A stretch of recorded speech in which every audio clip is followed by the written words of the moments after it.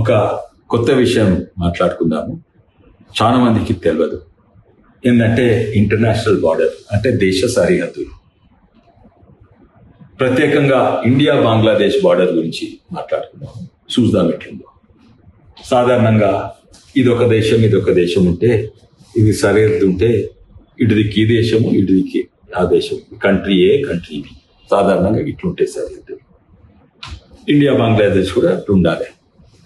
ఇది సరిహద్దు అనుకుంటే ఇది ఇండియా అయితే ఇది బంగ్లాదేశ్, ఇటుదికి ఇండియా, ఇటుదికి బంగ్లాదేశ్. కానీ మీరు విచిత్రపోతారు ఇది చూస్తే. ఏంటంటే బంగ్లాదేశ్ లోపట ఒక ఇండియా ముక్క ఉన్నది, ఇండియా లోపల ఒక బంగ్లాదేశ్ ముక్క ఉన్నది. అంటే ఈ ఇండియా వాళ్ళు ఇక్కడ ఇండియాకు పోవాలంటే ఇక్కడి నుంచి ఈ సరిహద్దు దాటాలి, మళ్ళీ సరిహద్దు, మళ్ళీ వాపసు పోవాలంటే మళ్ళీ ఒకటి సరిహద్దు దాటాలి. ఇది ప్రపంచంలో ఒక్కటి రెండు జాగాలు ఉన్నాయి కానీ ఉండదు. కానీ ఒక్కటి రెండు కాదు. విచిత్రపోతాయంటే ఇవి ఎన్నో ఉన్నాయి. దాదాపు 111 ఇండియా ముక్కలు బంగ్లాదేశ్ ఉన్నాయి. అట్లే 51 బంగ్లాదేశ్ ముక్కలు ఇండియాలో ఉన్నాయి. కానీ ఇంతకంటే విచిత్రం ఎన్నో ఉన్నాయి. కానీ చూద్దాం ఇప్పుడు ఇక్కడి నుంచి ఇక్కడ పోవాలంటే ఎట్లా. ఇంతకంటే విచిత్రం ఏంటంటే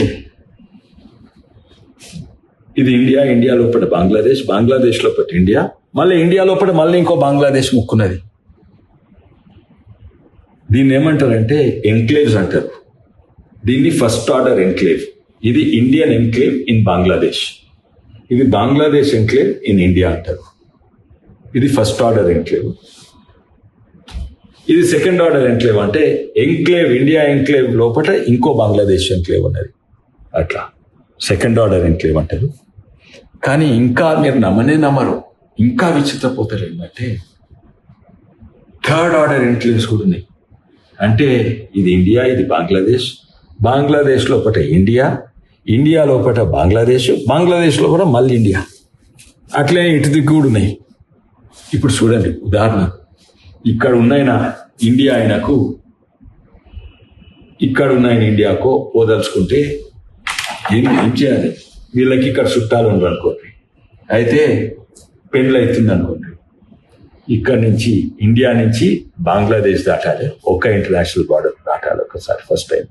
బంగ్లాదేశ్ నుంచి ఇండియాకి దాటాలి రెండోసారి, ఇండియా నుంచి బంగ్లాదేశ్ దాటాలి మూడోసారి, మళ్ళీ బంగ్లాదేశ్ నుంచి ఇండియా దాటాలి, మళ్ళీ ఇండియా నుంచి బంగ్లాదేశ్ దాటాలి, మళ్ళీ బంగ్లాదేశ్ నుంచి ఇండియాకి దాటాలి. 6 సార్లు ఇక్కడ ఈ ఇండియా నుంచి ఇండియాకు పోవాలంటే 6 సార్లు ఇంటర్నేషనల్ బార్డర్లు సరిహద్దు దాటాలి.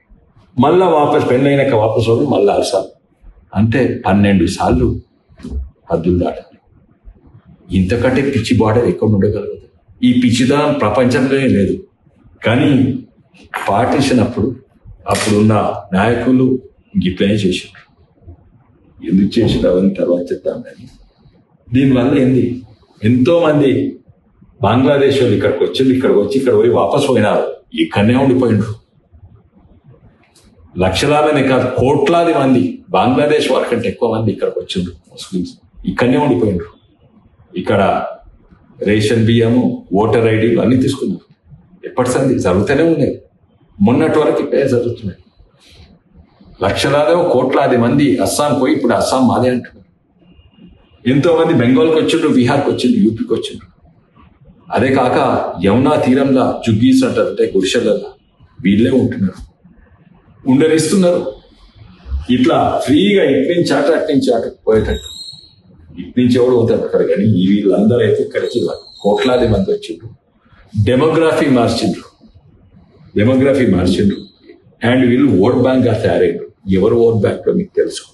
ఢిల్లీ మీద జుగ్గీలకు ఎవరు ఓటేస్తారు, అస్సాంలో వీళ్ళు పోయిన వాళ్ళు ఎవరు ఓటేస్తారు. ఇక్కడ నిజంగానే ఇట్లా కొనసాగుతుంది. ఇది 111 ఎంక్లేవ్స్ ఇటుంటే అక్కడ 51 ఎంక్లేవ్స్ అట్టున్నాయి.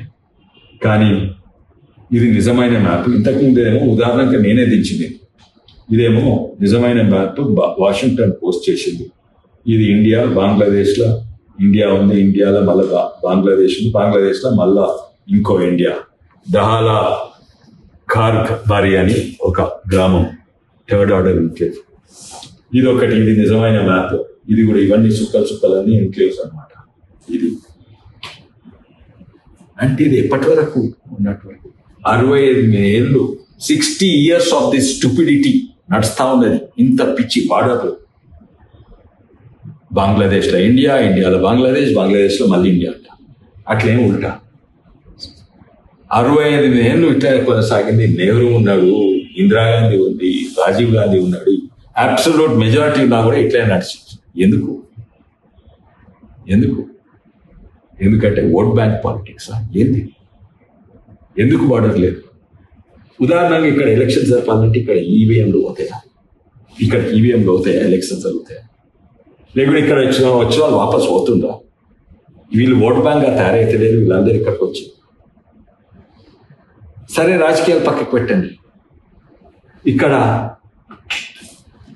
ఇక్కడ వడ్లు వండిస్తే భారతదేశం కొనుగోలు ఎట్లా చేస్తుంది? ఇక్కడి నుంచి ఇక్కడ 5 కేజీలు ఫ్రీ బియ్యం ఇవ్వాలంటే ఎట్లా ఇస్తారు ఇక్కడికి? అది కూడా పక్కకు పెట్టండి. వడ్లు బియ్యం పక్కకు పెట్టండి. ఇక్కడ కరెంట్ కావాలంటే ఎవరు ఇస్తారు? బంగ్లాదేశ్ ఇస్తుందా? ఇండియా ఇస్తుందా? బంగ్లాదేశ్ ఇస్తుందా? ఇండియా ఇస్తుందా? ఇక్కడి నుంచి కరెంట్ ఇక్కడ ఇన్ని సరిహద్దులు దాటి పోగలుగుతుందా? అదే కాదు ఇక్కడ తాగునీళ్ళు ఎవరు ఇస్తారు?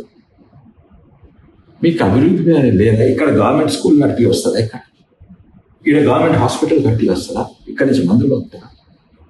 6 సరిహద్దులు దాటి 3-4 సరిహద్దులు దాటి అంటే ఇన్నేళ్ళు ఇట్లే కొనసాగుతుంది. అంటిల్ 2015 మోడీ ప్రభుత్వం వచ్చినప్పుడు, అప్పుడు నేను టీఆర్ఎస్గా ఎంపీగా ఉంటుంది. అప్పుడు 100th అమెండ్మెంట్ నుంచి ఇది సవరణ చేసింది. రాజ్యాంగం సవరణ చేసి అప్పుడు సరి అయిన సరిహద్దులు సరిదిద్దుకున్నారు మోడీ వచ్చినాక. లేకుంటే 65 ఏళ్ళు ఇట్లనే కొనసాగుతుంటే మోడీ వచ్చినాకనే మళ్ళీ సరిహద్దు ఇట్లున్నది. ఇట్లా 65 అంతవరకు ఈ ఓట్ బ్యాంక్ పాలిటిక్స్ ఇవన్నీ నడుస్తున్నాయి. Until Modi government. అప్పుడు 28 May 2015 నేను లోక్సభలో ఉంటుంది. అప్పుడు 100th amendment of the constitution, land boundary agreement between India and Bangladesh. ఇవి 65 ఏళ్ళు ఎంతో మంది, కొందరు కాంగ్రెస్ నాయకులు కూడా వాళ్ళ నాయకులు చెప్పిండ్రు ఇది మంచిది కాదు. ఎంతో మంది ఆఫీసర్స్ చెప్పిండ్రు ఇట్లా సరిహద్దు ఇట్లుంటే దేశ సురక్షతకు మంచిగా ఉండదు. ఇవన్నీ కూడా చెప్పిండ్రు, అభివృద్ధి కాదు. అదే కాక ఆర్మీ వాళ్ళు చెప్పిండ్రు, ఐఏఎస్ ఆఫీసర్ చెప్పిండ్రు, సొంత కాంగ్రెస్ వాళ్ళు కూడా చెప్పిండ్రు. అయినా కూడా చేయలేదు. ఓట్ బ్యాంక్ పాలిటిక్స్ వల్ల. ఈ అగ్రిమెంట్ తర్వాత ఎక్స్చేంజ్ చేసుకున్నారు ప్రాపర్ బౌండరీ. ఇప్పుడు మొన్న 2015 నుంచి ఆ అగ్రిమెంట్లు అన్ని గీడున్నాయి. కానీ ఒత్తిడి తేంగా కాంగ్రెస్ వాళ్ళు, ఐఏఎస్ ఆఫీసర్లు, ఆర్మీ వాళ్ళు ఒత్తిడి తేంగా ఏదో చేసినట్టు 2 సంతకాలు పెట్టిండ్రు. ఇందిరాగాంధీ ఈడ ఏంది ఈ సరిదిద్దుకుంటామని. అప్పుడు 71 వార్ తర్వాత షేక్ ముజీబుర్ రెహమాన్. కానీ iron lady could not implement, did not want to implement and could not implement. Iron lady. కానీ 2015లో మోడీ ప్రభుత్వం వచ్చినాక మోడీ గారు షేక్ హసీనా తోటి, అప్పుడు ప్రతిపక్ష నాయకురాలు మమతా బెనర్జీ అక్కడనే ఉన్నది, వాళ్ళ ముందు అగ్రిమెంట్ చేసిండ్రు, అమలు కూడా చేసిండ్రు. ఇప్పుడు నిజమైన సరిహద్దులు. National security versus vote bank politics ఏది ముఖ్యం?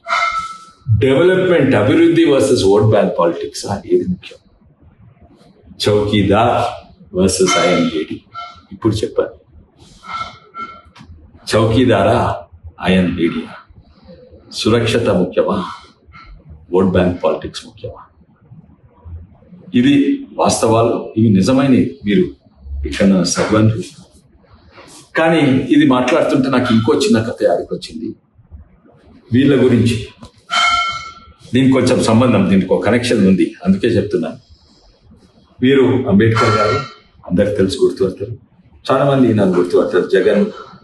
జోగేంద్రనాథ్ మండల్ అని, ఆయన కూడా SC federation of India Bengal అధ్యక్షుడు ఉండే. అప్పుడు బెంగాల్ ఇండియాలో ఉండేది. పార్టీషన్ కంటే ముందు. ఆయన అక్కడి నుంచి గెలిచిండు. జెస్సోర్ కులానా అంటే హైదరాబాద్ సికింద్రాబాద్ పక్క ఉంటే అక్కడి నుంచి గెలిచిండు. అయితే అంబేద్కర్ గారు కాన్స్టిట్యూన్స్ చాలా చదువుకున్న ఆయన. ప్రపంచంలో బహుశా ఇంత జ్ఞానం ఉన్న చాలా తక్కువ ఉండే, ఏషియాలో అయితే లేకుండా డబుల్ PhD. వీళ్ళ ముందు గాంధీ నెహ్రూలేమో జస్ట్ లా డిగ్రీ చేసిండు, కానీ ఈయన డబుల్ PhD చేసిండు. ఈయనకంటే పెద్ద సమర్థులు ఉండేది.